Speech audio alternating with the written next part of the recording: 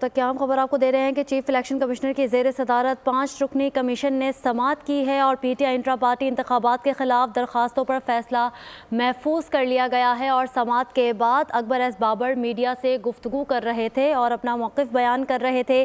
PTI intra party इंतखाबात के खिलाफ दरखास्तों पर फैसला महफूज कर लिया गया है। चीफ इलेक्शन कमिश्नर की ज़ेर सदारत 5 रुकनी कमीशन ने समाअत की है और समाअत में PTI इंट्रा पार्टी इंतखाबात के खिलाफ दरखास्तों पर जो फैसला है वो महफूज कर लिया गया है।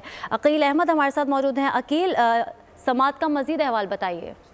देखिए, बिल्कुल इलेक्शन कमीशन ने आज PTI के इंटर पार्टी इंतखाबात से मुतल्लिक 8 जो दरख्वास्तें थी उन पर समाअत की, जिसके बाद अब ये फैसला महफूज हो चुका है। PTI के वकील बैरिस्टर अली जफर की जानिब से आज इलेक्शन कमीशन में दलाइल दिए गए, दलाइल मुकम्मल किए गए और बैरिस्टर अली जफर की जानिब से ये कहना था कि PTI ने अपने आइन के मुताबिक जो है वो शफाफ इंटर पार्टी इंतखाबात कराए। कोई उम्मीदवार जो है वो किसी दूसरे उम्मीदवार के मुकाबले में मैदान में नहीं आया, तमाम उम्मीदवार बिला मुकाबला मुंतखब हुए। तो बैरिस्टर अली जफर की जानिब से ये इस्तदा की गई कि इलेक्शन कमीशन जो PTI के इंटर पार्टी इंतखाबात है उनको फौरी तौर पर मंजूर करके उनको बल्ले का निशान अलॉट करे और उनके जो है वो दलाइल मुकम्मल हुए। जिसके बाद अकबर एस बाबर की जानिब से और जो दीगर दरख्वास्त गुजार थे उनकी जानिब से जवाब दिया गया और ये इस्तदा की इलेक्शन कमीशन से कि जो PTI के इंटर पार्टी इंतखाबात हैं उनको कलअदम करार देकर दोबारा इंतखाबात कराने का हुक्म दिया जाए। तो अब इलेक्शन कमीशन की जानिब से जो तमाम फरीकैन हैं उनके दलाइल सुनने के बाद अब इलेक्शन कमीशन की जानिब से जो PTI के इंटर पार्टी इंतखाबात हैं उन पर फैसला महफूज कर दिया गया है। जी